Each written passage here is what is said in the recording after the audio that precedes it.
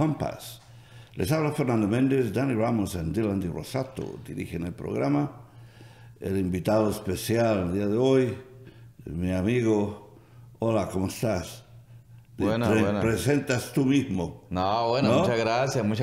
Ya tenía Yo soy el general, el sabio, el oyente, bueno, César Galvis. Al menos tengo un % más o menos, ¿verdad? Significativo. Yo quería que empezaras, yo soy César Galvis. No, está bien. No más suficiente con lo que tú me dices. Qué bueno estar aquí, Fernando. Hace tiempo no hablaba así en este tipo de stage. Estoy estrenando esto. Generalmente era en la mesa, ¿no? Era diferente, sí. No, pero me siento muy bien. Esto está mejor, ¿no? No, sí, claro, me siento muy cómodo. Se presta más a la conversación. A la conversación, al diálogo. Sí. O al monólogo, en tu caso, ¿no? Oh, ok. Si pretendes. ¿Tú prefieres el monólogo? No, yo prefiero así una conversación sabia con usted. No, sabia. Claro. La sabiduría es toda de tu parte. Gracias por los halagos. Cuando te hablé de hacer el programa, te dije que probablemente sería una buena idea, puesto que está en el aire en este momento, el asunto de la salud mental. Y por varias razones está en el aire. Y la más fresca en este momento es lo que sucedió con el actor Bruce Willis, sí. Que ha perdido su habilidad para hablar. Para conversar. Primero, los síntomas era que no recordaba las palabras para sus scripts, para la película. Entonces, por ahí empezó el problema. No podían darle un diagnóstico hasta hace poco. Que le dieron que era, ¿cómo se llama? Prototemporal demencia. Sí. Y entonces, ahora pues por lo menos la familia tiene algo, ya saben de qué se trata el asunto, no hay cura, ¿no? No, definitivamente no hay cura. Es una de esas enfermedades. Para ese tipo de enfermedad mental no hay cura. Es un deterioro, sí. Y que no para, no cesa. Desafortunadamente es progresivo. Y usted me hace recordar, Fernando, cuando el presidente Reagan estaba en el poder, o sea que él tuvo Alzheimer, murió de eso. Y en una conferencia le hicieron una pregunta, y él obviamente muy honestamente, él dijo, mire, yo no me acuerdo. Entonces ahí fue que se le empezó a detectar, ¿usted no se acuerda esta reunión importante que tuvo? Entonces, desde ese momento le empezaron a detectar la condición de Alzheimer a él. La evidencia, la que yo vi de su parte, de Reagan, fue cuando le preguntaron algo y él dudó en responder y su esposa le dijo algo. Y entonces ahí él se empezó a dar cuenta se dio cuenta, ¿no? De que algo estaba funcionando. Ya la había empezado. Sí, claro. Ya era presidente cuando la había, claro. había empezado el asunto. Y fue hacia el final, afortunadamente, porque, entre otras cosas, se considera uno de los grandes, uno de los mejores presidentes. No, definitivamente. No importa el partido. No. Reagan. Hemos tenido buenos presidentes de los dos partidos y malos presidentes de los dos partidos. ¿no? Pero, en todo caso, los liberales lo acusan de que había destruido muchos de los proyectos de Johnson, de la Great Society, la gran sociedad que quería crear. Y Reagan vino y cortó porque él quería menos gobierno. Eso es lo que él decía, que el gobierno era muy grande, problema. Muy amplio, sí. Él tenía una broma, como a él le gustaba mucho hacer chistes. La broma de él era, don't worry, we come from the government. No se preocupe, venimos de parte del gobierno. Así que empezaba el problema. Bueno, es cuestión política, ¿no? Sí. Pero hablando de Ronald Reagan, yo usualmente veo los videos de él. Y él le gustaba echar muchos chistes. Y algunos muy buenos. Muy buenos, sí. Y era excelente comunicador. Y es que él sabía cómo contarlos también. Sí, en el momento indicado. Por haber sido actor, él tenía un sentido de lo que llaman el timing. El timing, claro. Y él sabía cómo hacerlo. El chiste, sí. Y uno que tiene por ahí llegando al cielo, llega un político y un cura al cielo. Y pues San Pedro les está mostrando dónde van a estar viviendo. Y el primer sitio donde van a vivir es una casa grande con gente que está ayudando en una piscina y por todas partes hay sirvientas y esto.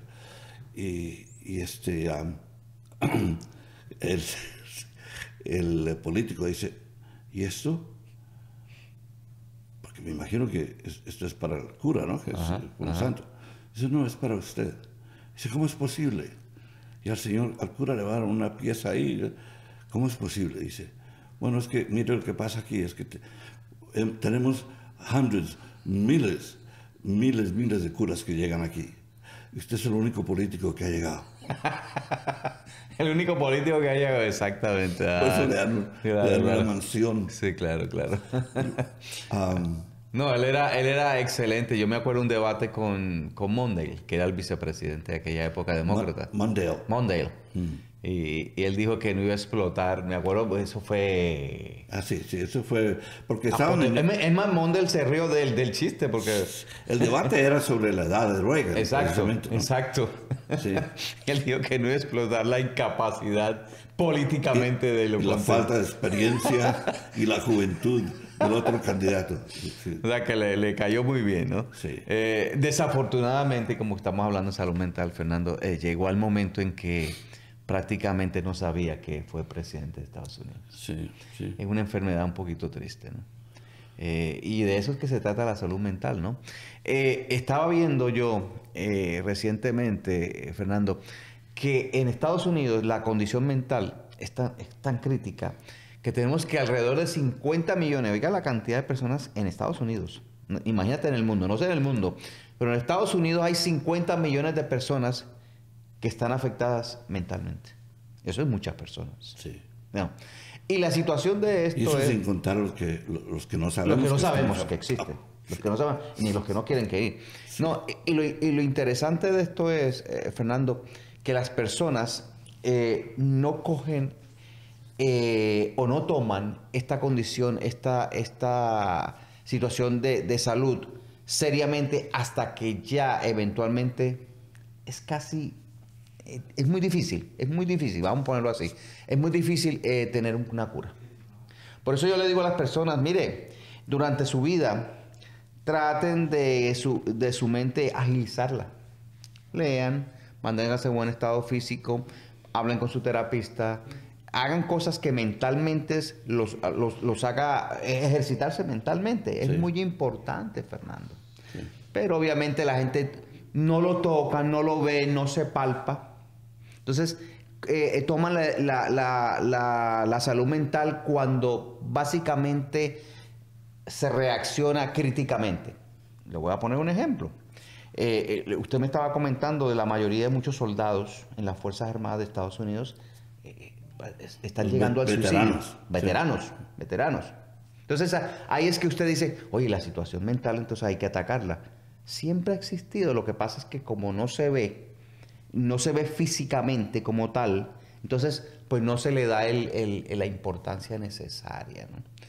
Pero hay que educarnos, hay que empezar a pensar que la educación mental es muy, muy importante, ¿no? Muy importante. Sobre todo hablando ahora de política, sí. Se está comentando, yo no sé hasta qué grado, que el señor presidente de la Unión Soviética, de Rusia, vamos a ponerle de Rusia, no de Rusia, señor Putin. Del señor Putin, está quizás mentalmente obsesionado, ¿no?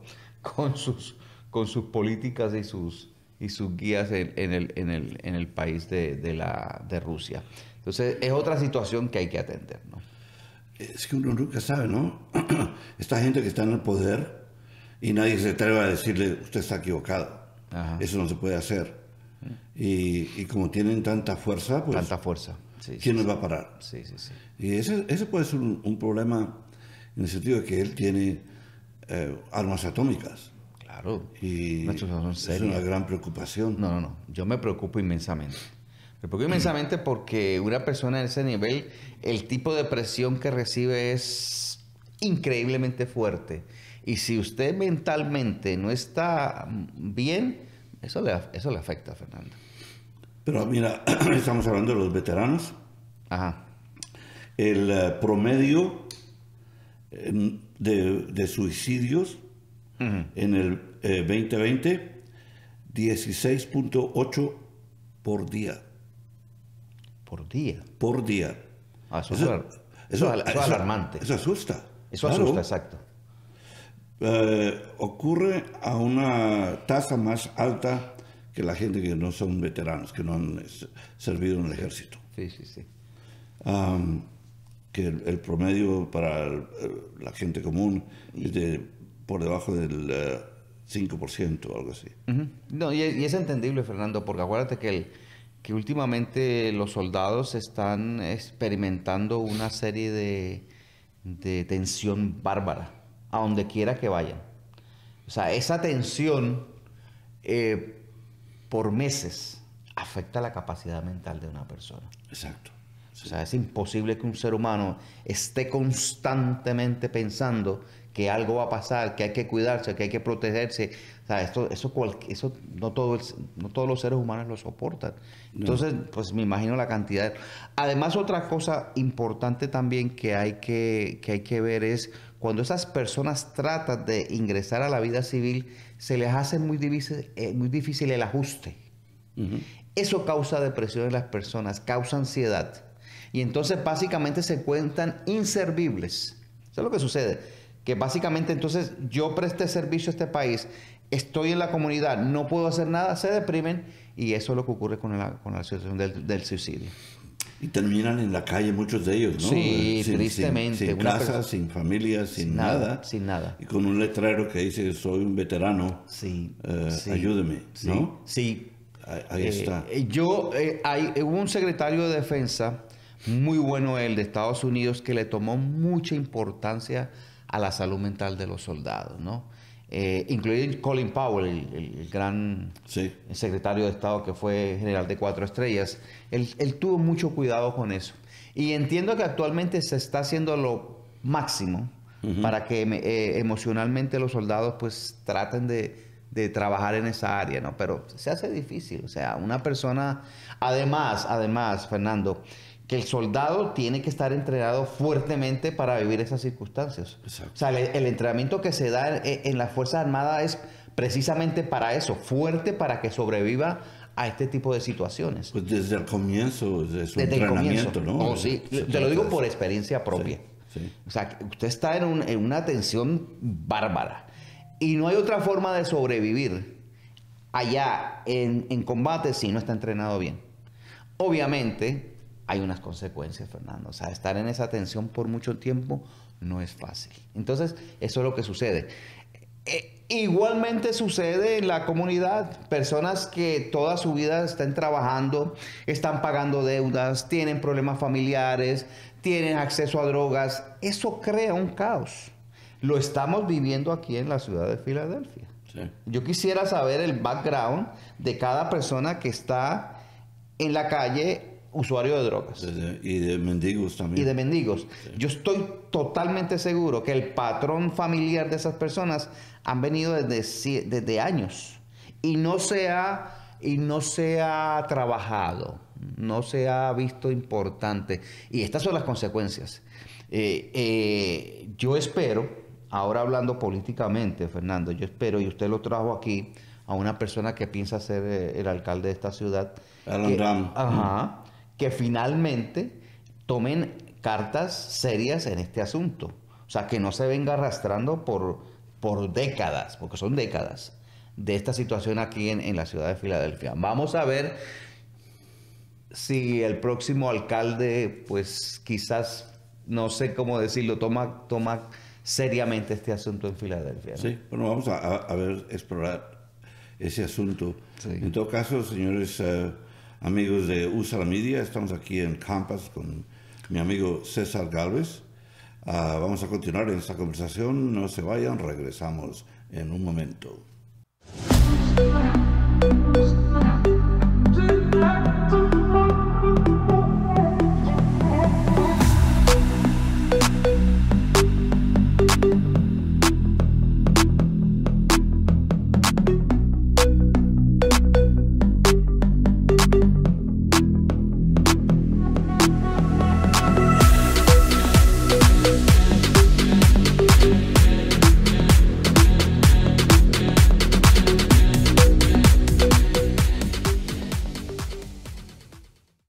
Amigos oyentes de Usa la Media, estamos aquí de nuevo con Compass. Les habla Fernando Méndez. Mi amigo César Gálvez nos acompaña el día de hoy. Estamos hablando sobre la salud mental. Y es algo que él sabe mucho de este asunto porque es su profesión. Sí, claro. Cuidar la salud mental. Además que su salud mental parece muy positiva. Trato de cuidarme, eso siempre. Estás hablando de alcanzar la felicidad. Siempre. Sí. Porque realmente eso es ¿verdad? El fin de todos los seres humanos, ser personas Y admiro felices. mucho tu espíritu. Tú siempre pareces realmente positivo. Por eso, gracias por ese comentario, Fernando, de verdad, gracias. No, de verdad trato de ser positivo, usualmente. Eso proyectas tú, porque yo creo, es una palabra francesa, el aperçu, que es el interior y el exterior de una gente que uno apenas ve a alguien. Eso es lo que uno captura. Sí. No, y definitivamente, Fernando, si yo acabo de escribir un libro sobre cómo ser feliz, trabajo en salud mental, trato de que la gente se porten bien. Imagínate si usted me ve, paso por aquí, entro, un hombre amargado, con problemas, con tensión, que no le gusta hablar, bla, bla, bla, pues, ¿de qué estamos hablando, no? Entonces, prácticamente, si tú quieres dar el ejemplo, esto es para los profesores, y tú eres profesor, si usted quiere dar el ejemplo en algo, si usted quiere enseñar algo, mire, no hay mejor forma que dar un ejemplo. Sí. Y controlarse y tratar de llevar una vida buena, ¿no? De tener buena comunicación. En ese sentido, tú sientes la obligación de proyectar, de lo cual tú hablas siempre, de la felicidad, de buscar la felicidad, de estar cómodo con la existencia, de ajustarse a la realidad. Entonces tú ves la necesidad de hacer eso, de proyectar que estás ahí tú. Sí, es una responsabilidad que tengo, pero a la misma vez es una creencia personal, de verdad. O sea, yo le digo a la gente, por ejemplo, tienes que ejercitarte físicamente. Yo lo digo verbalmente, mire, vayan al gym, coman saludable y eso. Y entonces, y yo digo, a veces me cuesta trabajo, esto lo digo personalmente, yo no escondo las cosas, ir a hacer ejercicio. No se me hace fácil. Claro.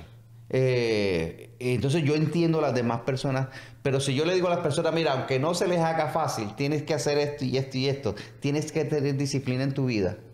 Si yo no lo practico, ¿de qué estoy hablando yo, Fernando? Exacto. Sí. Entonces no vale la pena.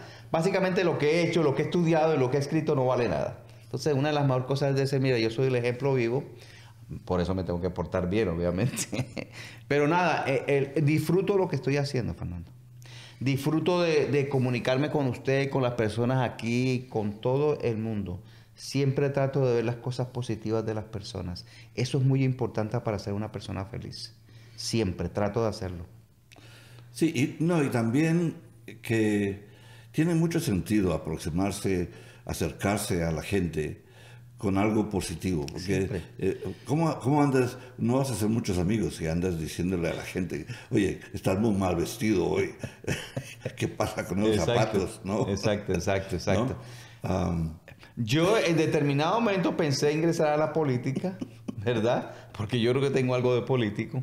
Pero dije, no, mejor me trabajo en salud mental, que gano más amigos y tengo menos enemigos, ¿no? Entonces, pero sí prosigo eso que me dices, llevar una vida tranquila, ¿no? Además, de una tranquila y real, ¿no? Yo soy de las personas que tengo que pagar el carro, tengo que echarle gasolina con un tapón, bla, bla, bla. Llevo una vida normal, pero trato de una vida normal buena, tranquila y de ver las cosas, como te dije, bonitas en la gente. Que todo el mundo las tiene, Fernando, que todo el mundo las tiene. Y yo les exhorto a las personas que hagan eso, Fernando. Mira, la persona con que tú te topas, ¿qué cosas buenas tiene? ¿Por qué? Porque lo que tú ves en la otra persona, tú lo tienes. ¿Entiendes? Y eso es bonito.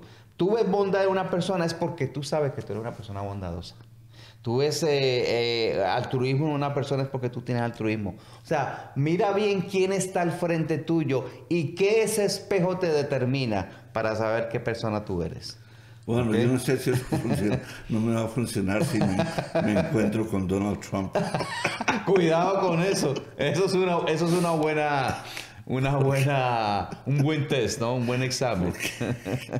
Ahí yo no veo nada bueno, así que no sé por dónde anda el asunto. ¿Quién sabe? A lo mejor la vida te da sorpresas. Habría que buscar mucho, habría que escarbar, no sé. Yo ni me atrevería a eso lleno de telarañas y cucarachas y todo esto. Son unos cuantos millones de personas que a lo mejor no están de acuerdo contigo, pero bueno, vamos a ver. Me gustaría definitivamente encontrármelo de frente a ver realmente. Sería un buen caso mental para ti. Mental, claro, bueno, sí. claro. No, obviamente. Un estudio. Sí. Claro que sí, porque ¿no? es narcisista sí. Que a propósito, hablando del expresidente Donald Trump, acaba de pasar algo en Georgia. No sé si lo has leído, Fernando. ¿Qué pasó? Que creo que el comité lo van a seguir investigando de muchas personas que fueron testigos de lo que pasó y que mintieron. Pero mira, es que ellos esto viene desde hace tiempo, ¿no?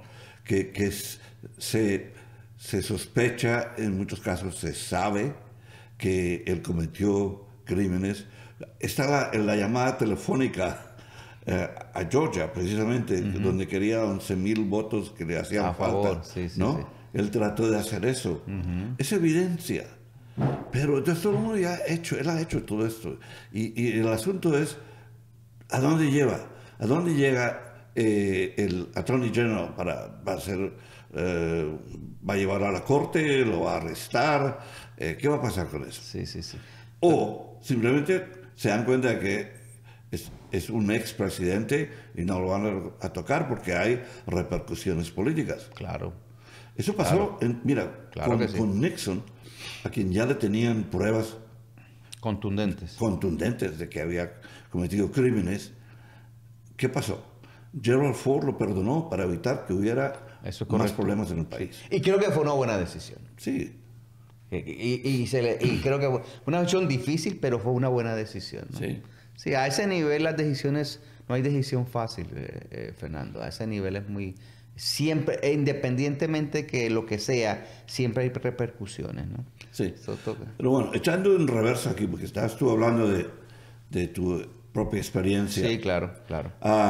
Cuéntanos un poco sobre cómo llegaste tú a esta conclusión de que querías dedicarte a la salud mental. Buena pregunta esa. Mira, Fernando, yo desde muy jovencito, estamos hablando de 13, 15 años, yo iba al supermercado con mi mamá y a mí no me gustaba empujar el carrito. Yo detesto hacer filas, no me gusta. Y yo veía esas filas allá y decía, Dios mío, me tocaba ir con mi mamá. Entonces yo cogía todas las revistas del frente de chisme y me la pasaba y cogía 5 o 6 revistas y las hojeaba todo el tiempo. Entonces dije, bueno, yo aquí no estoy perdiendo el tiempo, aquí yo me pongo a leer. Ese fue el hábito de lectura que tuve, uno de los hábitos y de los momentos que yo aproveché para leer. Yo estuve en contacto con las filosofías budistas por mucho tiempo, desde muy pequeño, y todavía sigo haciéndolo. Las filosofías budistas son tan maravillosas, que me despertaron curiosidad de cómo el ser humano piensa, cuál es la finalidad del ser humano, por qué los humanos son infelices, por qué causa dolor. O sea, es una filosofía de vida totalmente prodigiosa y maravillosa. Me gustó la filosofía budista porque no te culpa, no te inculca, no te ejerce presión, solamente te deja caminar. En otras palabras, te va a decir, haz lo que tú creas conveniente, es tu responsabilidad. Tú te das cuenta realmente de que lo que haces hay un efecto. Desde ese punto de vista me puso a pensar. Y fui muy estudioso y sigo siendo estudioso de la filosofía budista. Eso me hizo pensar la capacidad del ser humano de pensar y de interiormente pensar quiénes somos nosotros. Precisamente de eso es el libro. Entonces, obviamente, también acompañado de mi fe religiosa, cómo yo entendía mi religión, cómo yo entendía otras religiones, por qué el ser humano pensaba diferente. Todo ese tipo de cosas a muy temprana edad me hizo pensar y por eso estudié salud mental. Y una de las mayores decisiones maravillosas que he tomado en mi vida es haber estudiado salud mental. Fabulosa. No para mí, sino para las personas que en algún punto pues tienen contacto conmigo, ¿no? Eso me parece fabuloso. Y sigo muy de cerca estudiosos de la salud mental que nos han dejado sus estudios y los sigo. Yo los sigo, yo los leo, yo los estudio y los critico, ¿no? ¿Dónde estudiaste tú? Aquí en Widener University, en Chester. Sí. Excelente universidad, excelentes profesores, excelentes personas. Gracias a Dios tuve esa oportunidad de estudiar allí. ¿Tuviste algún conflicto entre el budismo y el cristianismo? Eso, básicamente nada. Al contrario, me hizo entender profundamente en dónde se basan las religiones y por qué la filosofía budista es tan grande. El pensamiento de Dios, desde el punto de vista metafísico y budista, expande, sobrepasa cualquier dimensión que tiene de Dios en las religiones. Por lo tanto, si usted me invita a una iglesia evangélica, a una iglesia católica, a un sitio religioso, una mezquita, voy tranquilamente, confiadamente, no tengo ningún problema, soy totalmente feliz porque veo y por fin comprendo ese tipo de situaciones de la humanidad. Eso se lo debo a las filosofías budistas.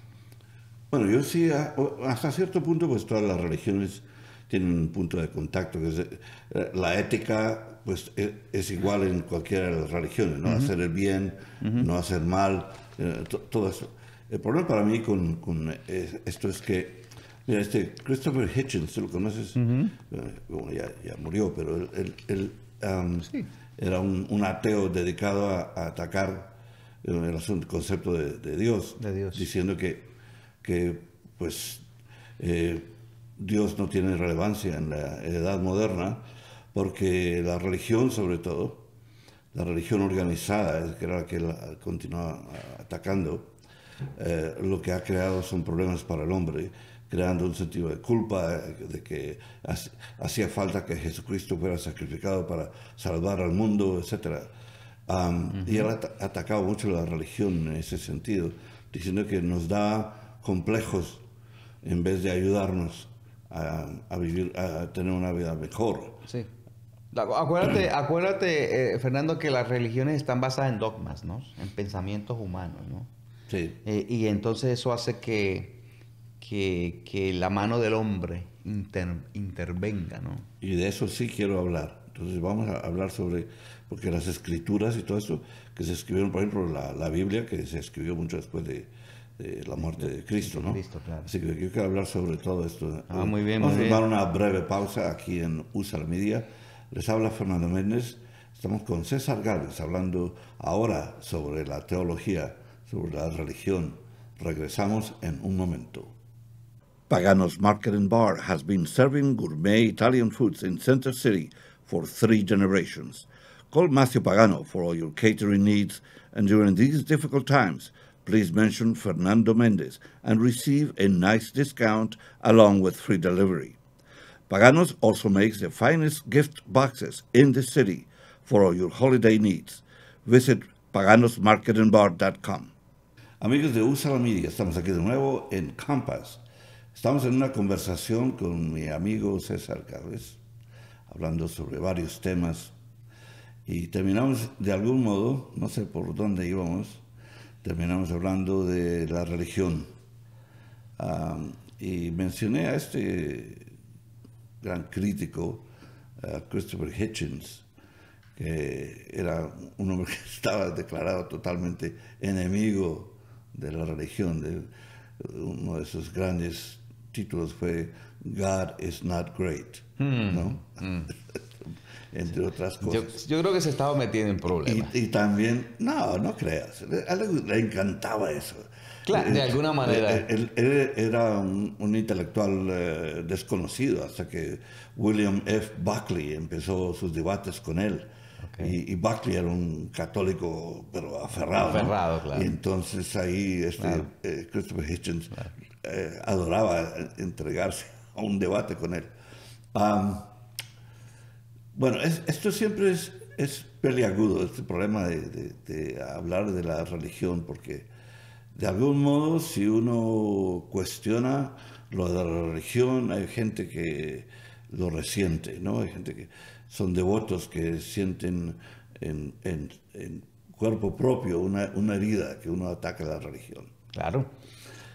Pero aquí estamos en un problema moderno, que muchos de estos ritos, muchas de las creencias religiosas, la era moderna las explica, la ciencia las explica. Si hay gente que ve a Jesucristo en una tostada, son milagros que la gente, si creen en eso, pues está bien, pero mira, no es lógico, ¿no? Entonces, ahí viene un problema, que la ciencia ha declarado, por ejemplo, que nuestro planeta no es el centro del universo, que no hay físicamente no hay un cielo ni un infierno. Entonces todas estas amenazas de los curas de que te vas para el infierno, pues tienen menos peso ahora. La creencia en el cielo también es otra cosa. Entonces, más bien, estas filosofías antiguas que tú estás hablando del budismo, es un concepto diferente en donde tú estás probablemente de algún modo reciclando tu espíritu. La fuerza que sientes que se va cuando te mueres, eso está reciclado en esa energía de la cual hablan otras, no la religión cristiana, pero el budismo y otras religiones. Yo me cuido mucho, Fernando, de atacar las religiones. Es más, no las ataco. Las entiendo. Porque ¿qué poder me da a mí, yo, de asumir que tengo la verdad absoluta y que tal o determinada religión no la tiene? Ahora, ¿qué le dan a esas religiones el poder de decir que ellos tienen la verdad absoluta? Uno tiene que ser muy cuidadoso con lo que ustedes estén, ¿no? Sobre todo enviando información de crítica no constructiva. Yo lo que sí les digo a las personas es que investiguen y piensen un poquito más allá, que sean valientes de tener un pensamiento crítico. Eso es muy importante. El concepto de Dios que yo tengo en nada varía el concepto de Dios que tiene la religión católica, que tienen los musulmanes, que tienen los judíos, en nada varía. No podemos variar. El concepto de Dios es tan supremo que la mente humana no lo capta. O sea, estamos hablando de algo supremamente más elevado que las religiones, que los conceptos, que cualquier cosa. Entonces, o sea, establecer un diálogo no constructivo pensando en Dios es silly, es tonto. Cuando realmente el pensamiento, si tú elevas el pensamiento humano fuera de las religiones, vamos a estar de acuerdo. ¿Qué efecto tiene el Dios musulmán, el Dios católico, el Dios mío? Ningún efecto. La realidad es una. Que usted pregona que es su verdad, mucho cuidado, porque la realidad única abarca muchas esferas del pensamiento y de estudios. Por lo tanto, no caigamos en emitir opiniones bajo una ignorancia que no sabemos. Mucho cuidado con eso. La ignorancia del ser humano es Déjame poner algo un poquito que no se vea. Es grande, no es tan baja como parecemos. O sea que pongámonos a estudiar quiénes somos los seres humanos antes de empezar a emitir juicios. Vamos a ser ser humanos. Es más, como yo siempre lo digo, vamos a empezar a ver los seres humanos como hermanos, como personas que somos la misma persona. Cuando empecemos a tratar a ese compañero, a esa persona, igualmente estamos pensando en Dios. Entonces quizás podemos emitir una opinión de lo que es Dios. Mientras tú no veas a ese compañero, a ese ser humano, a ese vecino, a ese familiar tuyo, con esa condición misma tuya, quizás la opinión tuya de Dios no es muy realista. Yo lo tomo en la vida diaria. Yo no me pongo a elevarme, Fernando. Si yo no tengo buenas relaciones con una persona que está conmigo y yo me estoy poniendo a hablar de Dios, mira, no. Haz las cosas sencillas. ¿Sí? Si yo no tengo tolerancia contigo, y yo creo, a mí me da eso, si yo no tengo el poder de reaccionar favorablemente a algo, entonces creo que no me da las condiciones emocionales ni mentales de yo poder hablar de Dios. Sencillamente es así. Desafortunadamente, Fernando, he visto, y esto lo digo tristemente, personas que están a cargo de muchas religiones que básicamente su ejemplo no es el mejor.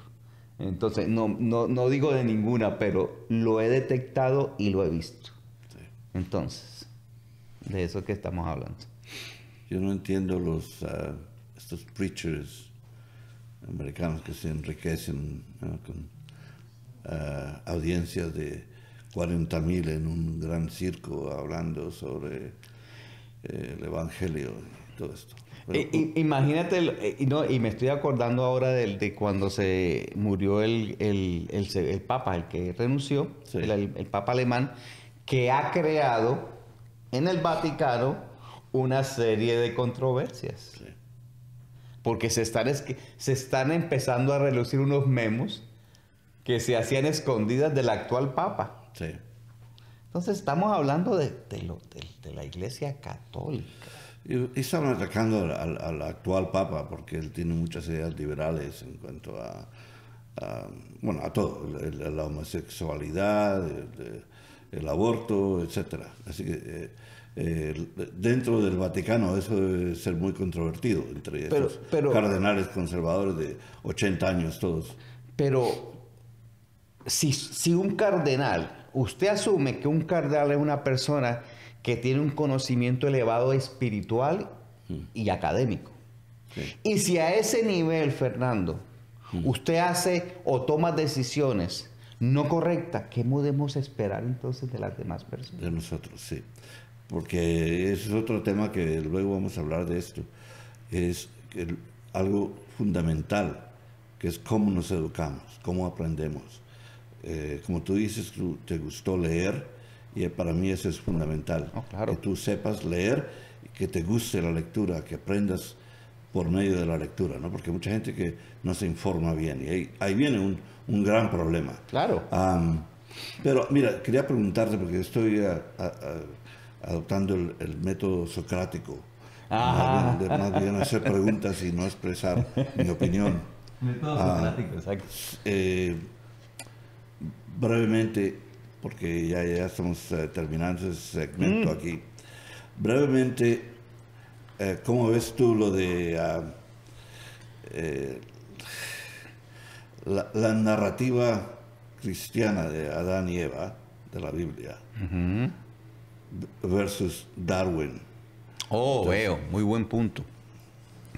Bueno, hay que empezar desde el punto de vista del principio del mundo. Nosotros por fin nos estamos dando cuenta que el planeta Tierra es más viejo de lo que nos imaginamos. Han encontrado unos fósiles los otros días que tienen no sé cuántos millones de años. ¿verdad? Millones de años. 20 millones. 20 millones. Prácticamente Jesucristo estuvo aquí hace 2000 años. Nuevo, fue una persona nueva que caminó por allí, que estuvo en las pirámides de Egipto. 2000 años versus millones de años que este planeta ya se hizo. Ahora, ¿de qué estamos compuestos? ¿De qué está compuesto el universo? De materia, de vibración, de energía. ¿Verdad? Entonces, independientemente de lo que diga Darwin, independiente de lo que diga Adán y Eva, el comienzo del mundo se está formado a base de energía. Esa energía, eso lo hacen los protones, los neutrones, y esa es la energía física cuántica.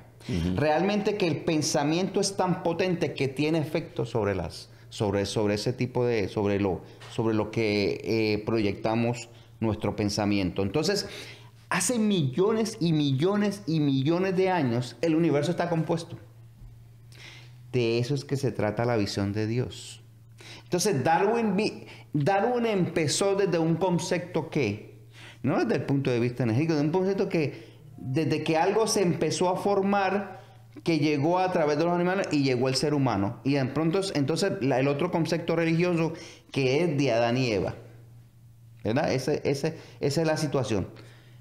Pero entonces me pongo a pensar, ¿realmente ese concepto de Adán y Eva empezó ahí o fue mucho antes? Mucho antes.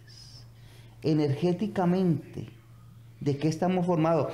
Yo no puedo basarme en un concepto escrito, religioso de la Biblia, Adán y Eva. No es que esté en contra de ello, déjame yo aquí salvarme.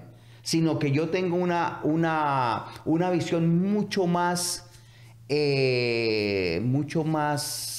común, mucho más lógica. Esa es la palabra, mucho más lógica de cómo empezó el ser humano. Sí.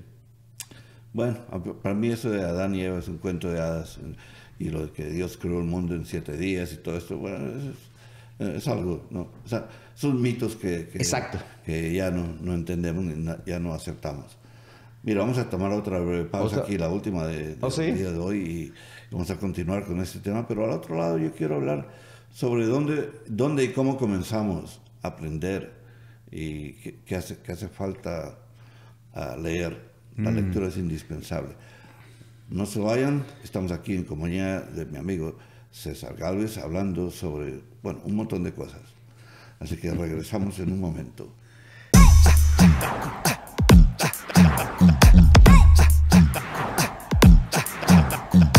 USA Media. Amigos de USA Media, estamos aquí de nuevo en Compass con mi amigo César Gálvez hablando sobre la educación, la teología, la salud mental y otros temas. Así que si usted tiene tiempo, oiga este programa porque está muy educativo. Es verdad, está bueno. Me gustó hablar de esto, Fernando. Oye, César, cuando tú dijiste que estabas de chico obsesionado con la lectura, sí, ¿no? Igualmente, yo leía cajas de cereales, leía el contenido de atrás. Yo me encontraba por ahí media revista y yo trataba de averiguar qué pasa con la otra pedazo. mitad, una media novela, todavía o al final o al principio. Era la imaginación, ¿para dónde va esto, no? Y así cosas por el estilo. Entonces me encantó la lectura. Yo creo que para mí, personalmente, eso fue esencial para mi educación. Claro. Que me encantó leer. Yo leía como loco. Mi padre llegaba a la medianoche y me apagaba la lámpara porque ya decía, bueno, a dormir, niño. ¿No? Qué bueno, así que esa era una obsesión que yo tenía. Okay. Ahora, yo debía haber leído más libros científicos, más libros de grandes autores, ¿no? Pero lo que me encantaba era leer novelas de vaqueros. Pero te creó el hábito de la lectura. Lo bueno de eso fue que yo aprendí vocabulario. Claro. Gran vocabulario y estructura. Claro. Que la lectura ayuda a crear eso, ¿no? Sin pensarlo. Estás aprendiendo estructura, la frase, el vocabulario, ¿no? Estás acumulando información. Importantísimo eso. Sí. Y ahí veo, es donde hay una falla aquí, que hay tantos niños que no aprenden propiamente a leer. no se ven inspirados dentro de muchas familias pobres en donde eso falla. Sí. Las escuelas han fallado en ese sentido también. En vez de inspirar a ellos a la lectura, ¿no? Se aprende por memorizar un montón de cosas que no valen la pena. Ajá. En vez de darle al individuo la curiosidad de que, oye, ¿qué está pasando aquí? ¿No? Uh-huh. ¿Qué es esto? Es el resultado de una mezcla de elementos químicos y todo eso. Finalmente aprenden algo. Hay un gap aquí en la educación, porque por ejemplo en las grandes universidades, son las mejores universidades del mundo, están aquí. Claro. ¿No? Entonces, ¿dónde está eso? Porque el college en muchos casos falla, la secundaria falla, en el estado de muchas escuelas locales, por ejemplo. Yo sé que aquí falla mucho la educación secundaria, no les enseñan. Lo que pasa es que nos estamos encontrando dificultades que hacen que el hábito de la lectura se haga cada día más difícil, ¿verdad? Los grandes pensadores, los grandes pensadores, es más, estaba escuchando los otros días una entrevista de Llosa, Vargas Llosa. Él dice que siempre ha leído y que uno de los miedos que tiene es que no vea y que no pueda leer. A la altura de ese señor, todavía él, me acuerdo Borges, que ciego. La gran ironía de Borges, ¿no? Exacto. Borges todavía a su edad le fascinaba el estudiar, leer, captar la lectura, captar ese pensamiento de otras personas. Eso se ha perdido. Sí, la ironía de Borges que lo encargaron de la Biblioteca Nacional cuando se volvió ciego. Y era un hombre que sabía lenguas, sabía alemán. Era sumamente culto. Todo, y todavía él tenía ese deseo de leer, de pensar. Lo que pasa es que esto económicamente, esto tiene muchos factores.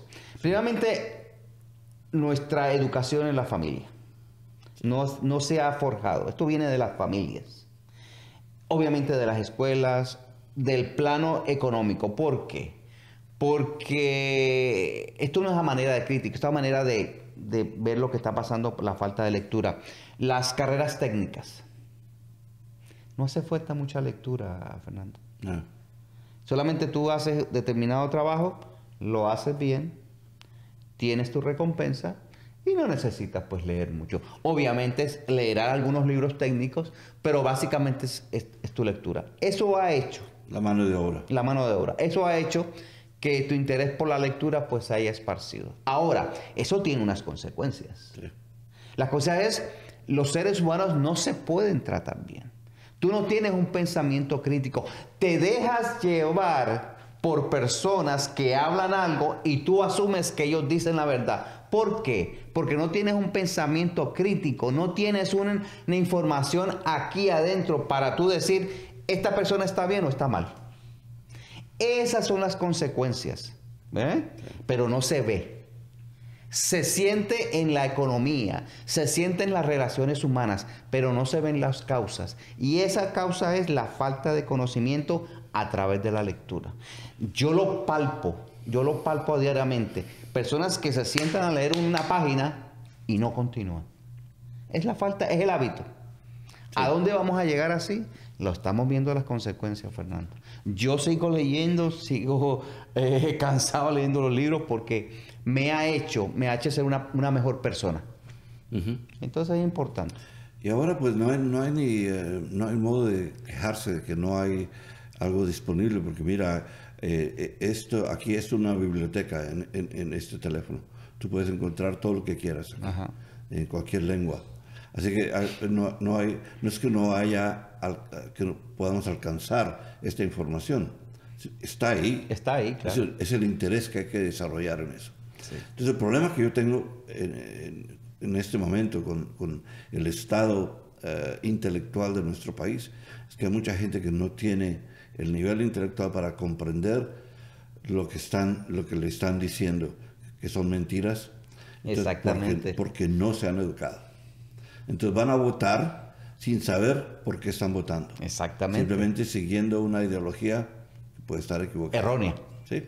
Pero es la falta de capacidad de conocimiento que tienes. Sí, señor. Y esto se debe a qué? A la falta de lectura. Lectura. Claro. Entonces, bueno, aquí hemos llegado al final. Oye, sí. Para que, por favor, tienes que volver.